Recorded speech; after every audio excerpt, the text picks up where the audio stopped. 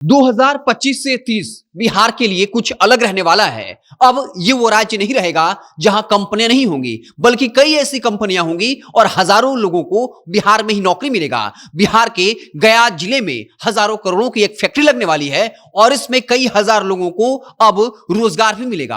आखिर वो कौन सा जिला है और कैसे वो वहां की इकोनॉमी को बदल कर रख देगा, और सिर्फ अब एक जिला नहीं बल्कि कई जिलों में ऐसी सरकार की पूरी क्या तैयारी है और कैसे 1 करोड़ रोजगार देने का वादा नीतीश सरकार पूरा करने की पूरी तैयारी कर रखी है, आपको पूरी बात बताएंगे। उससे पहले औपचारिकता के लिए बता दूं, मेरा नाम है हिमांशु कुमार और आप देख रहे हैं जनता जंक्शन। सबसे पहली बात, 2025 के विधानसभा चुनाव के बाद चाहे कोई भी पॉलिटिकल पार्टी हो, सबको यह बात पता चल चुका है कि आप धर्म का नाम लेकर, जाति के नाम पर अब बिहार के युवाओं को बरगला नहीं सकते, बल्कि अब आपको नौकरी और रोजगार पर बात करनी होगी। और इसी सिलसिले में इस बार बिहार सरकार इस बात को लेकर काफी गंभीर है और बाकायदा एक स्टील फैक्ट्री है जिसने गया के औद्योगिक कॉरिडोर में 5,000 करोड़ इन्वेस्टमेंट करने को तैयार हो गई है। लेकिन इसके लिए उन्होंने 500 एकड़ जमीन की मांग की है और सरकार बाकायदा इस नीति के साथ तैयार है कि अगर आपको 100 एकड़ चाहिए, 200 एकड़ चाहिए या फिर 1000 एकड़ चाहिए, हम देने को तैयार हैं।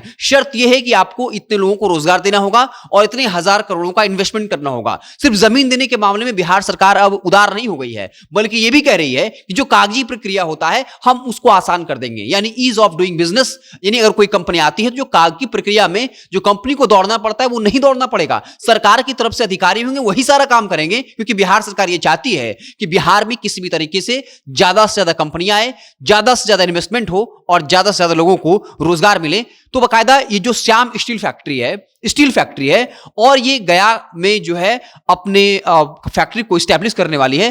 500 एकड़ जमीन की मांग की है और बिहार सरकार, गया जिला प्रशासन अब इसकी पूरी तैयारी में लग चुकी है और इसके जरिए 8,000 लोगों को नौकरी और रोजगार मिलेगा। सिर्फ 8,000 नौकरी रोजगार को आप नहीं देख सकते, बल्कि आप ये देखिए कि 8,000 परिवारों का जो है वो भरपाई होगा।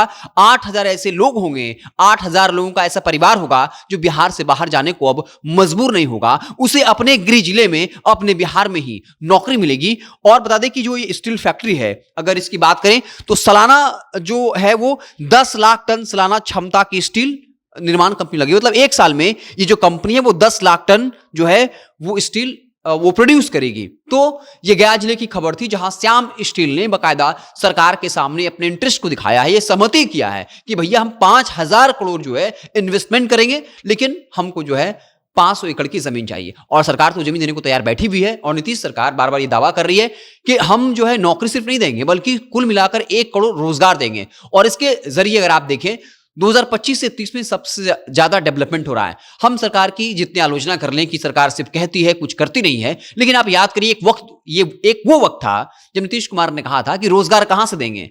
इंडिया, बिहार जो है वो लैंड लॉक्ड स्टेट है, यहां पे संभव ही नहीं कि फैक्ट्रियां आए। लेकिन अब वो दौर है जो सरकार समझ चुकी है कि अब अगर हम फैक्ट्रियों की बात नहीं करेंगे, रोजगार की बात नहीं करेंगे और सिर्फ बात नहीं करेंगे बल्कि जमीन पर ऐसे काम को उतार कर दिखाएंगे नहीं, तो फिर राजनीति में हमारा रहना अब संभव नहीं है, क्योंकि जनता जो है वो जाग चुकी है। और वाकई में 2025 से 30 में आपको ऐसा कुछ दिखेगा कि बिहार में भी कई कंपनियां यहां आई हुई हैं, क्योंकि अब सरकार ने उन कंपनियों का वेलकम करना शुरू किया है, उन्हें जमीन दे रही है, बाकायदा जो भी कागजी प्रक्रिया होता है उसमें सहूलत दे रही है और बाकायदा तमाम तरह की सुविधाएं दे रही हैं। और कई कंपनियों ने भी अब अपनी इच्छा जाहिर की है कि वो बिहार में आकर अपना बिजनेस व्यापार बढ़ाए, कंपनी स्टैब्लिश करे। इससे कंपनियों का फायदा है, बिहार के लोगों का फायदा है। बिहार के लोगों का फायदा बस इतना होगा कि जब वो यहां से बाहर 10 से 12 हज़ार में काम करने जाते हैं, अब उन्हें अपने घर में काम मिलेगा। ऐसे में उनका पैसा भी बचेगा और जो वो कमाएंगे वो मार्केट में पैसा खर्च करेंगे, तो यहाँ के लोगों का लोकल बिजनेस बढ़ेगा।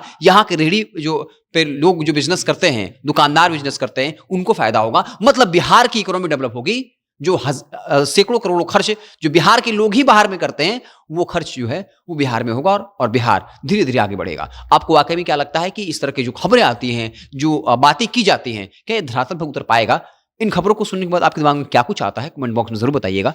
फेसबुक पर देख रहे हैं, पेज को लाइक कर लीजिए, यूट्यूब पर सब्सक्राइब कर लीजिए। बहुत बहुत धन्यवाद।